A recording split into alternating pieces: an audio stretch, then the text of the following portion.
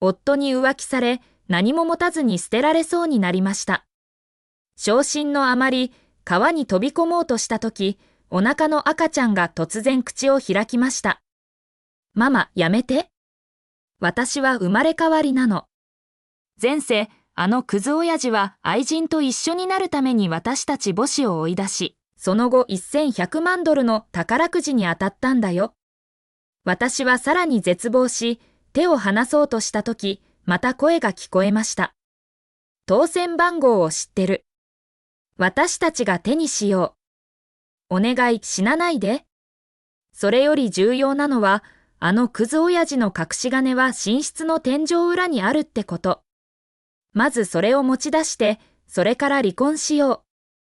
私の足の震えは止まり、やっと冷静さを取り戻しました。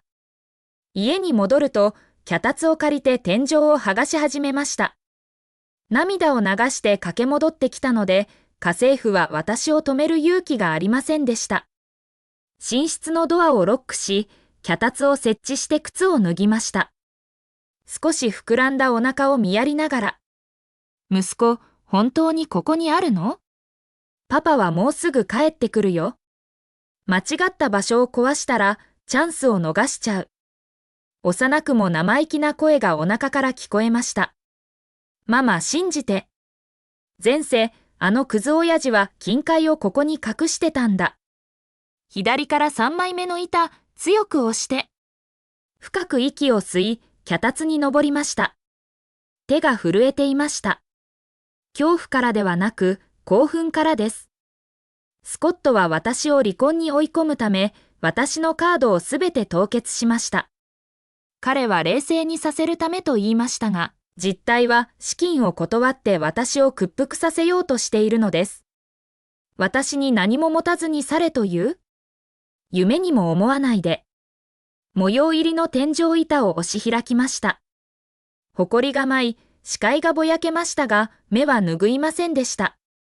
すでに重い黒い布の袋に触れていました。あまりの重さに、引き出そうとして脚立から落ちそうになりました。気をつけて、ママ。落ちたら2人とも死んじゃうよ。縁起でもないこと言わないで。袋を開ける手が震えました。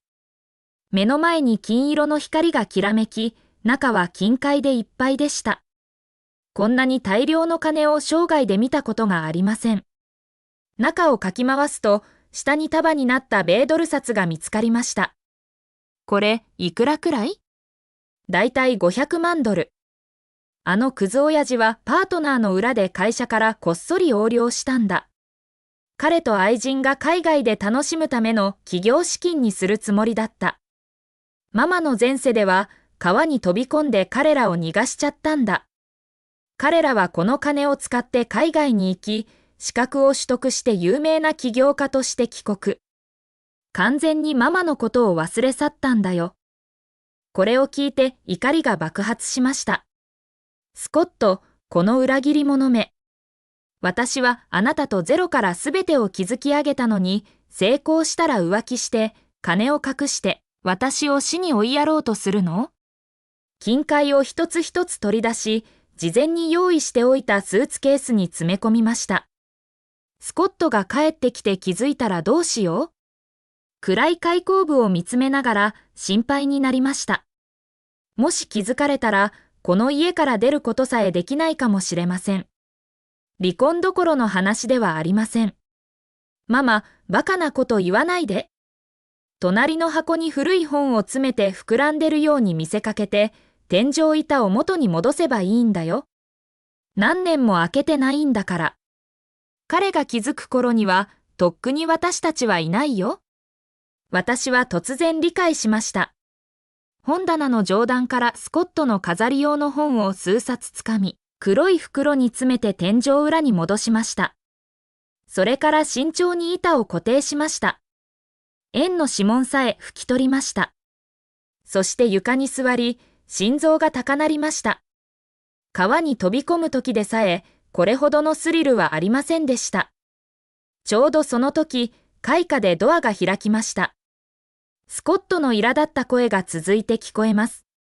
たら、あの狂った女、戻ってきたか？私は固まりました。ママ、負けるな。今あなたは被害者なんだ。絶望したふりをして彼に諦めたと思わせて。金塊の詰まったスーツケースをベッドの下深くに蹴り込み、髪を乱してベッドの端に座りました。無理に冷静さを装い、すぐに涙が浮かびました。スコットがドアを押し開けたとき、彼は私が昇進しているのを見て、目に嫌悪が走りました。まだ死んでないのか？少しは気骨があると思ってたのに。ネクタイを緩め、明らかに苛立っています。死んでないなら、書類にサインしろ。彼は離婚協議書を私に投げつけました。何も持たずに去るなら、中絶代は私が払う。だって、子供連れの女は再婚する時誰も相手にしないからな。中絶？動物でさえそんな残酷なことはしない。よくそんなことが言える。憎しみが心に湧き上がりましたが、今は爆発する時ではないと分かっていました。ゆっくりと頭を上げ、目はうつろでした。息子のアドバイスに従い、悲しみに完全に打ちのめされた女の演技をしました。スコット、7年間の結婚生活の後、本当にそんなに冷酷になれるの？私の声はかすれ、震えていました。スコットは嘲笑い、タバコに火をつけました。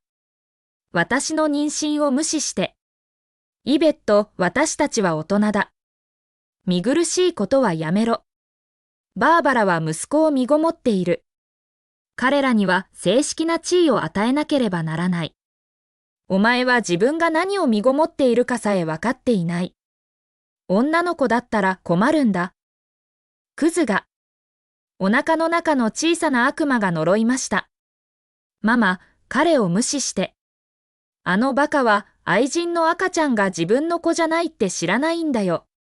フィットネスインストラクターの子だって。私は思わず笑いを漏らしそうになりました。急いでうつむき、顔を覆い、肩を震わせました。スコットには私がすすり泣いているように見えました。わかった。サインする顔を上げ、涙が頬を伝っていましたが、目には決意が宿っていました。でも、条件が一つある。スコットは眉を潜め、警戒して私を見ました。金が欲しいのか？言っておくが、会社に今現金はない。借金まみれだ。お金はいらない。私が悲しげに遮りました。ただ私の服と個人的なものだけが欲しい。この家からは何もいらない。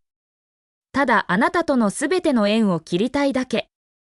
スコットは驚き、明らかに私がこんなに簡単に同意するとは思っていませんでした。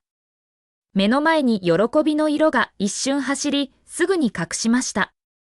よかろう。お前もわかっているな。荷物をまとめて今夜中に出て行け。明日一番に市役所に行こう。彼は振り返らずに去りました。私を見るのも不運だとでも言うように。ドアが閉まるや否や、私は涙を拭い、ベッドの下からスーツケースを引き出しました。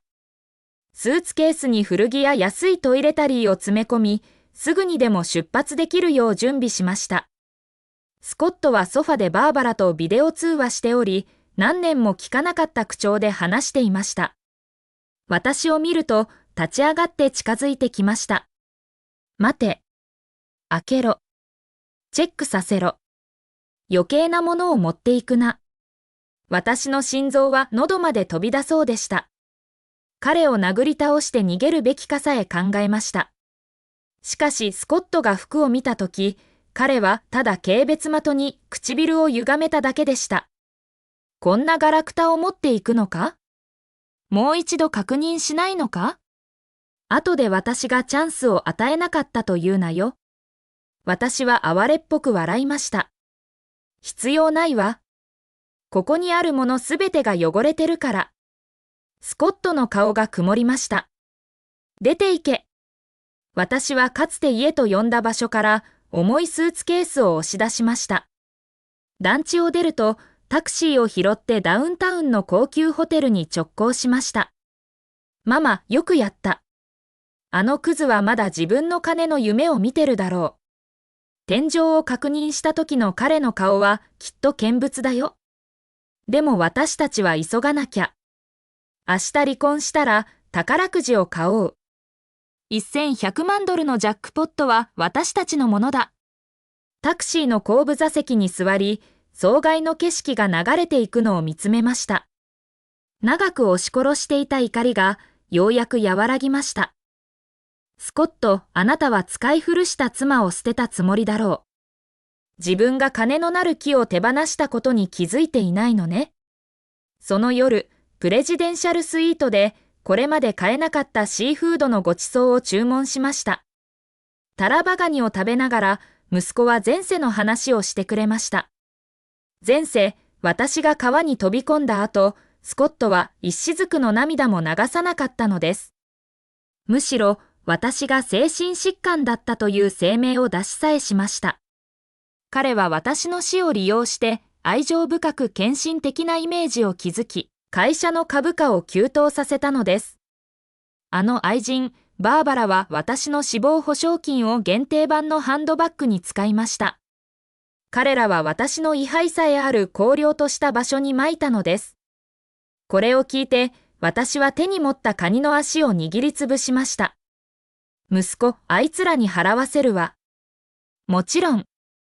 ママ、明日の市役所では大騒ぎになるよ。バーバラはきっと抗議するだろう。我慢してね。彼女をぶったりしないで。彼女の偽物デザイナー服は破れるかもしれないし、私たちから金を脅し取ろうとするかもしれないから。私は薬と笑いました。この小さな子の舌は私よりも鋭いですね。翌朝、市役所の入り口で、スコットは嬉しそうに笑みを浮かべ、髪はツヤツヤでした。彼の隣、腕を組んでいるのはバーバラ。